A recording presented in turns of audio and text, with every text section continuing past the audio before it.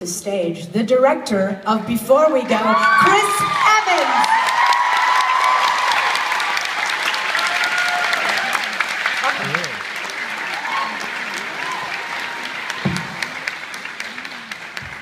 Would you like to invite anyone else up to join you? Yeah, we have to invite a bunch of people out. Who else are we inviting? Oh, whoever you like. This is your show, man. Everybody. Bring everybody out.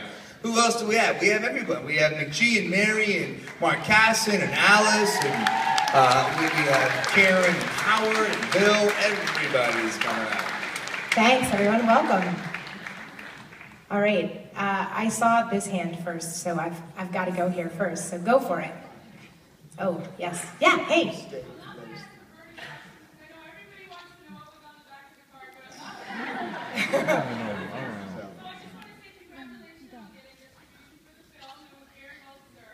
Thank you. Thank you, Radius. Just so blessed.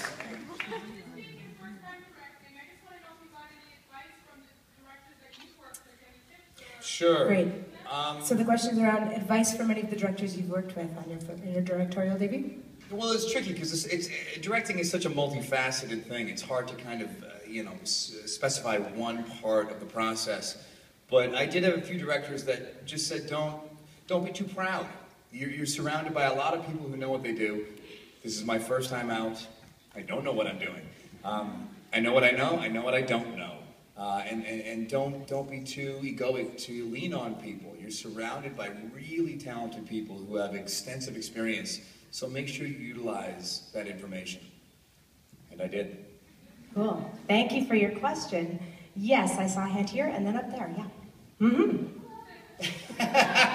You got it. Oh, God.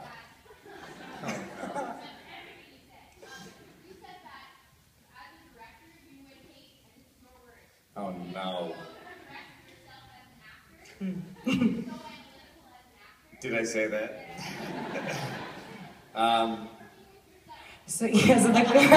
Great question. How is it working with yourself? I never showed up on time. I took direction horribly. And I complained about my trailer every day. It was actually great. It's wonderful as an actor to, the scariest thing as an actor, as I'm sure any actor up here will say, is taking risks, taking chances, because you interpret the material, your initial instinct has a gut reaction, and you give those performances, but then you want to try things. The scariest thing is then handing that performance over to sometimes a director, sometimes a group of people who make choices. And I've seen plenty of my films where you think, I can't believe you used that take. What were you doing? The best thing about directing yourself is that you can try anything you want to try. You can really swing for the fences and take risks, because ultimately it's up to you what you use. Thank you for your question. Yeah, up in the balcony. Yes, thank you. Hi, I can't see you.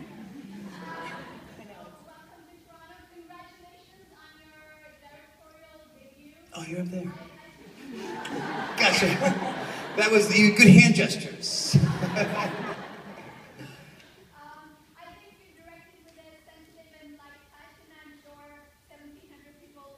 Are we paying you?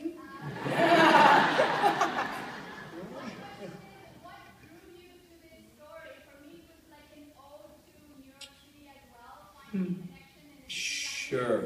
Great. So what drew you to the story, Chris? Well, the short answer is that I like scripts that read like plays. Most screenplays you read, you're lucky if you get a scene that lasts more than 4 pages. You read a play, you got 20, 30 pages. So I like dialogue that's given away to give birth to kind of relationships. Neil LaBute's great at that stuff. The long answer, and I'll try and make it short, is that I think I like love stories. And this, to me, is a love story not necessarily to each other. It's a love story to love. You have two characters who love by a code. They believe in love. They give themselves to love. And when you do that, it's scary. You run the risk of being hurt. And these are two characters who are on the verge of being hurt. and taking that damage upon themselves as who they are. That's sad when that happens, when those scars become a part of you. And I think when they found each other, they kind of revitalized their idea of what love can be. And that's kind of why they go apart, because it's not necessarily a love to one another. It's a love story to love, the idea of love. And I think that's more romantic than any love story could be to two people. This is mine. This is me. Thank you for your question. I'm going to go up to the third balcony, yes. Chris, I've been a massive fan ever since I was 8 years old. You're so high up there. I'm shocked you got picked. You should be thrilled. I've been a huge fan since I was 8 years old. Fantastic Four was my favorite movie. So You're just making me feel awful right now. What are you like? You're like awesome at 21 or something. You're Johnny Storm, you're Captain America, and now you just did an incredible movie. It was absolutely fantastic, and you're going to direct it now. So, I guess my question is, Why are you so old? as you embark on these different projects and you're doing really awesome things, you're this icon, how do you feel about knowing that your work influences people in their lives that you've never met before? Wow. Doesn't Okay, let me repeat that. That's a big one. That's a big one. So how do you feel knowing that your work impacts people that you've never met? I mean, that's unbelievable. That's why I like doing what I do. That's kind of why I wanted to get into directing, because acting is great, but it's a very small piece of the puzzle. As an actor, it's wonderfully fulfilling, and but it's this kind of, you're one piece of the puzzle, you know, and it's not very tangible. As a director, you actually get to make something and build something. And growing up, I was very creatively fickle, and I liked making things, and this could be wildly egoic, but something fantastic about making things is showing things to people, sharing what you worked on, and collaborating and getting feedback, and just the process of creativity when it incorporates the other is so much more satisfying, and acting always felt a little bit like an island.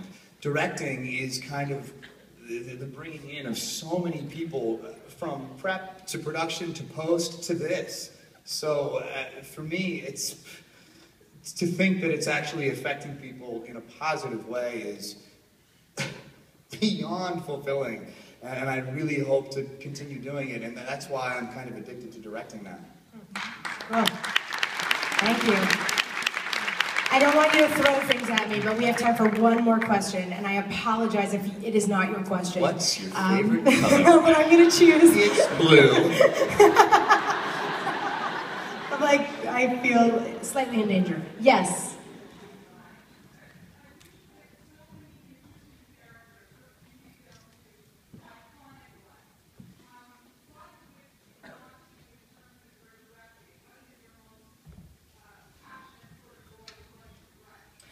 Great, so the question is, as you move forward directing, what kinds of stories, what kind of character interests you? That's a good question. I mean, meaning like, what would I want to direct myself in? Anybody? Anybody? I mean, I like movies, the movies that I like. I've been asked this question all week, and I like movies, and I think this movie has a lot of it.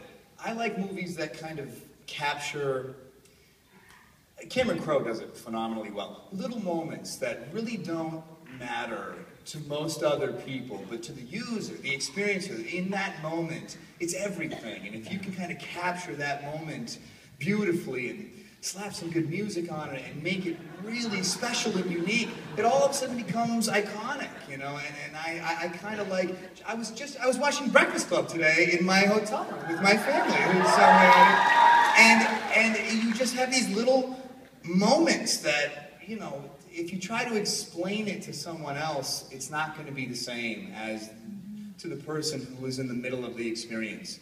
So I like simple relationship stories, brothers, sisters, mothers, daughters, fathers, sons, things that we can all relate to that on a grand scheme might not seem too profound, but if shot correctly, that's the beauty of cinema, you can make little moments epic. And so I hope to make more movies like that. Did I answer that, or did I just kind of sidestep it? I think you did. Unfortunately, we're going to have to wrap it up. But I would like to thank you all so much for sticking around. And thank you to the cast and crew. And Chris Evans, before we go. Thanks, everyone.